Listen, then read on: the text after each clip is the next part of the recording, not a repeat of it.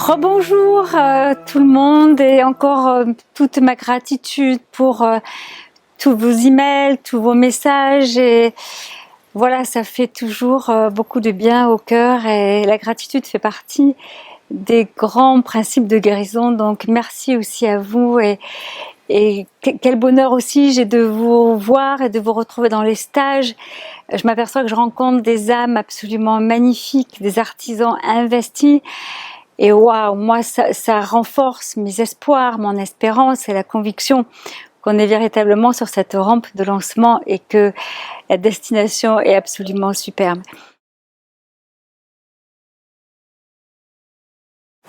C'est vrai que parfois on a envie de donner beaucoup d'informations en peu de temps et on peut peut-être paraître confus, mais je vais donc revenir sur deux aspects fondamentaux auquel Saint-Germain s'intéresse énormément. On a des personnes qui font des travaux à côté. J'espère que vous ne serez pas gênés par l'écrit de ces gens qui travaillent.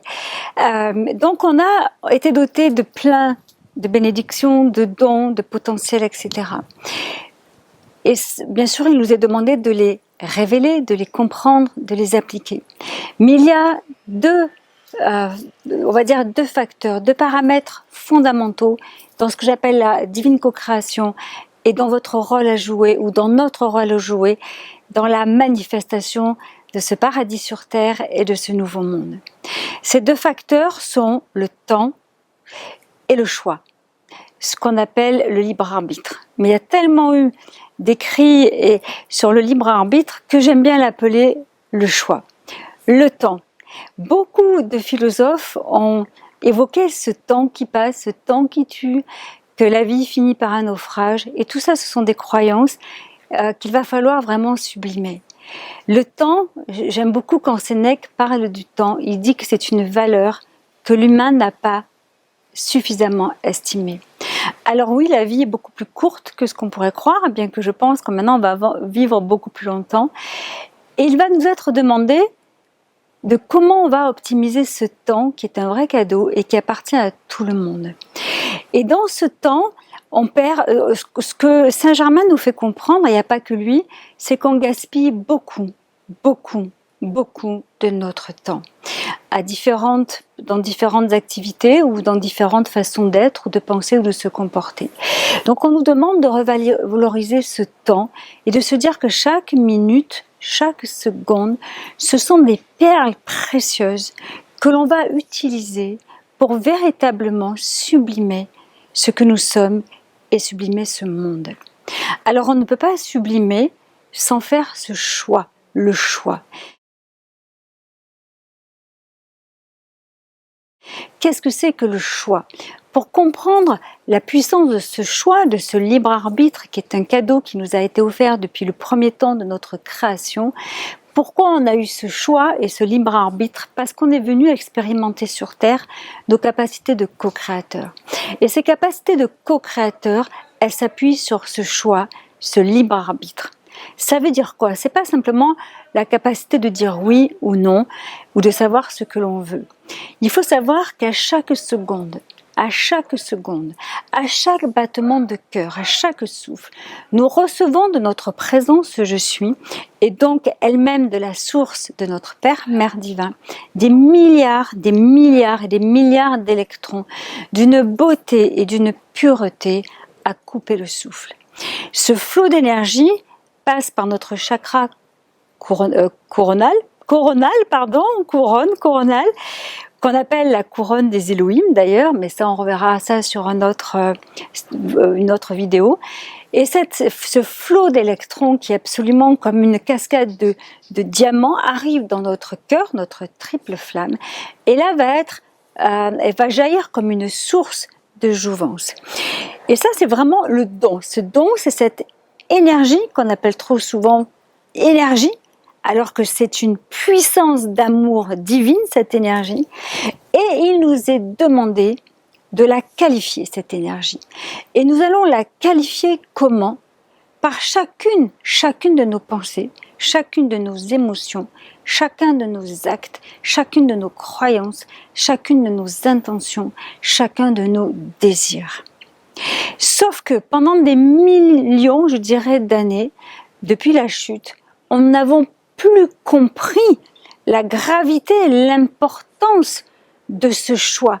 Et ce choix va conditionner la qualification de cette énergie qui nous est donnée très pure, et que soit on conserve très pure en élargissant le royaume des cieux sur terre, soit que nous allons souiller par des pensées imparfaites, des actes imparfaits ou des émotions imparfaites qui vont complètement, finalement, souiller nos 4 corps et émettre un champ électromagnétique souillé.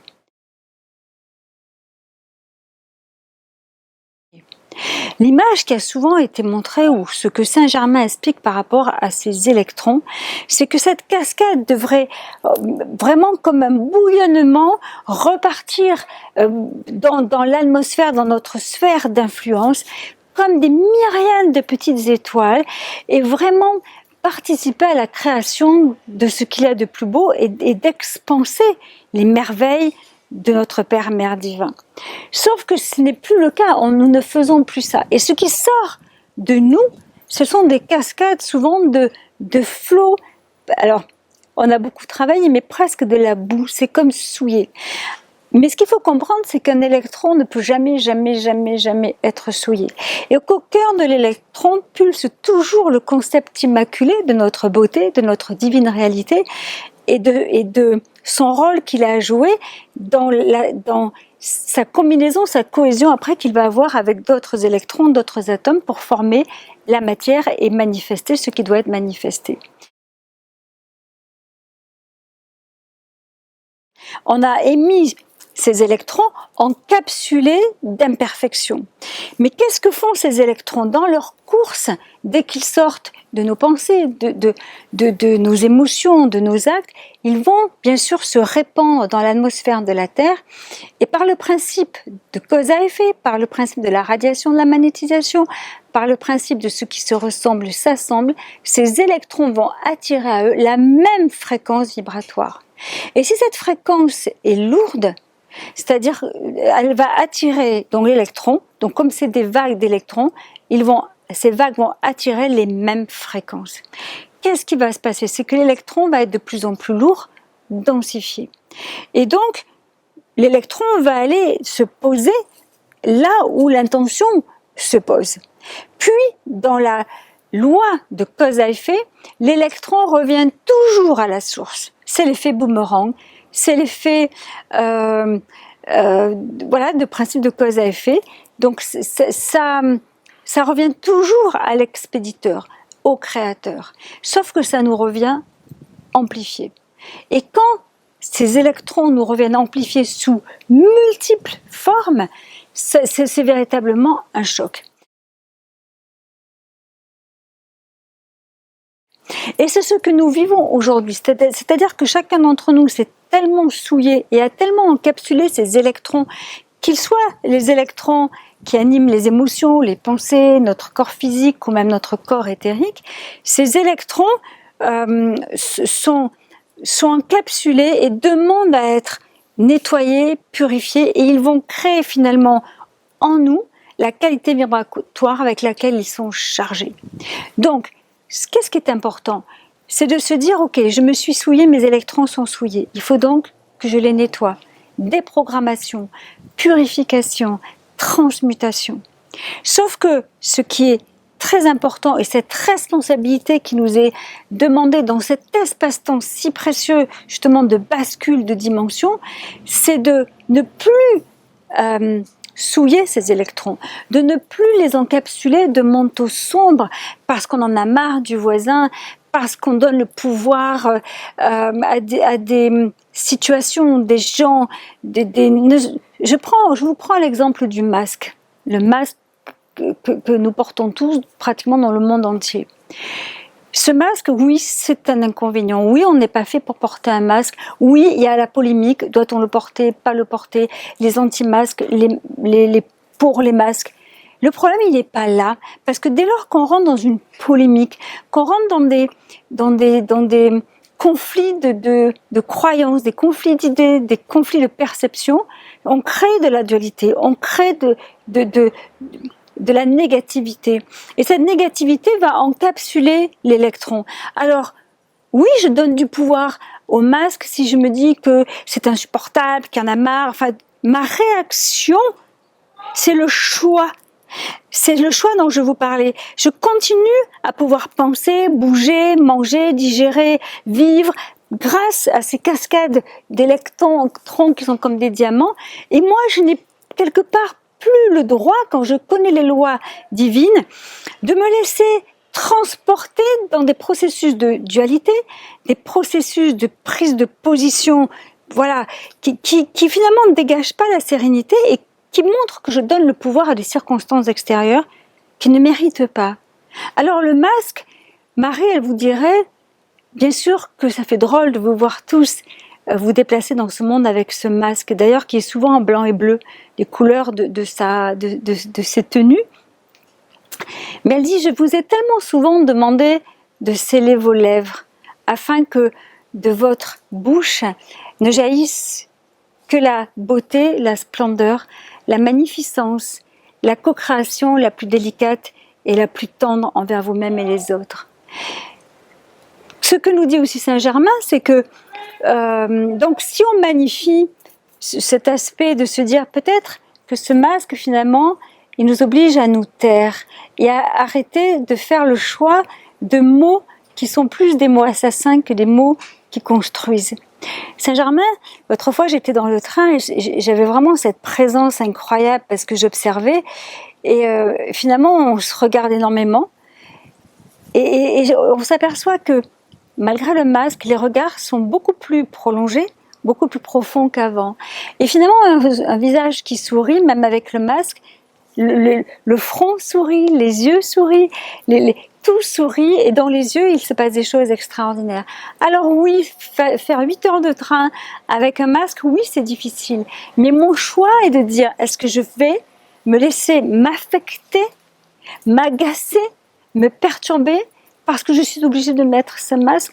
Je ne sais pas s'il est nécessaire ou pas le masque, moi je ne suis pas scientifique, mais ce que je sais c'est que au travers de cela, est-ce que je vais donner au masque le pouvoir de me déstabiliser ou est-ce que je vais donner au masque le pouvoir de reposer mon regard dans ce qu'il y a de plus bienveillant, de plus chaleureux, parce qu'on a oublié de se regarder aussi et qu'on fait beaucoup de bruit, comme dit Saint Germain.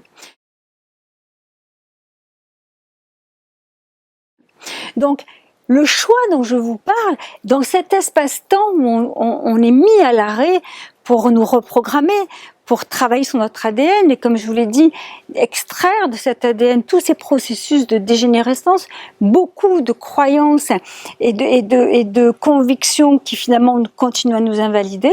Notre travail, c'est chaque seconde, comment je qualifie l'énergie qui m'est offerte généreusement et abondamment et de manière incessante par notre Père, Mère divin et par notre présence je suis.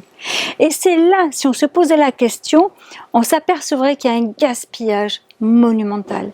Alors c'est vrai quand on dit un tel fait ci, un autre fait ça, tel pays fait ça, mais déjà moi, comment je qualifie cette énergie? Comment je la redistribue? Comment je co-crée avec elle? Est-ce que je peux devenir à ce moment-là ce modèle de perfection dont je vous ai parlé dans une autre vidéo? Parce que justement, j'utilise ces rivières déferlantes d'électrons purs pour les mettre au service de cette nouvelle humanité. Et c'est ça notre travail, c'est ça notre divine mission. C'est pas forcément d'aller au bout de la terre et aider des enfants qui sont en difficulté, chose que je trouve à faire aussi, mais même là-bas, qu'est-ce que je fais? Je m'aperçois que certains me disent il y a des groupes de prière qui ont explosé par conflit d'idées, mais on ne peut plus faire ça, et c'est pour ça que cette notion de temps est si précieuse, parce qu'on n'a plus le temps, parce qu'on a ces 10 années dans cette décennie qui est le sas, un des sas les plus colossales que l'humanité ait jamais expérimenté. Ça doit réveiller les endormis et les récalcitrants, comme je vous l'ai dit, reprogrammer notre ADN, rebâtir les 12 brins d'ADN, mais on ne pourra pas y arriver si on ne fait pas ce choix, ici et maintenant, de recevoir ces diamants de notre Père Mère divin et d'en faire une source jaillissant de notre cœur et de nos 4 corps pour vraiment réparer en nous et autour de nous tout ce qui a besoin de retrouver éclat, lumière, douceur, amour et beauté. Alors oui, Saint-Germain s'y attache, il dit à chaque seconde, pas à chaque heure, à chaque seconde, comment est-ce que je qualifie cette énergie qui est un don sacré? Est-ce que j'étends le royaume de l'imperfection sur terre ou est-ce que j'étends le royaume de la splendeur sur terre? Et ce choix-là, dans cette reprogrammation, dans cet arrêt, dans tous les plans divins qui nous sont proposés pour cette décennie, c'est un choix colossal. Et le libre arbitre, il est là. On ne peut plus gaspiller son temps, on ne peut plus gaspiller ses paroles, on ne peut plus gaspiller ses émotions, on ne peut plus faire n'importe quoi. Et si on le fait, ça sera difficile pour chacun et beaucoup plus lent pour tous. Voilà, j'espère que voilà, je ne vous bouscule pas, même par rapport à mon choix du masque, mais il est bon de remettre le pouvoir dans l'amour pur, l'amour qui transfigure, dans les actes les plus doux, les plus bienveillants, dans les regards les plus tendres, vraiment que chacun reprenne cette responsabilité-là, parce que ce libre arbitre et ce temps sont des valeurs sacrées et universelles. Et rappelez-vous, nous sommes des co-créateurs et nous sommes venus expérimenter cette co-création. Alors, puissions-nous retrouver notre don de co-création par cette puissance d'amour qui bat dans notre cœur et dans chacune de nos cellules. Je vous remercie. À très bientôt et très bel automne à vous. Au revoir.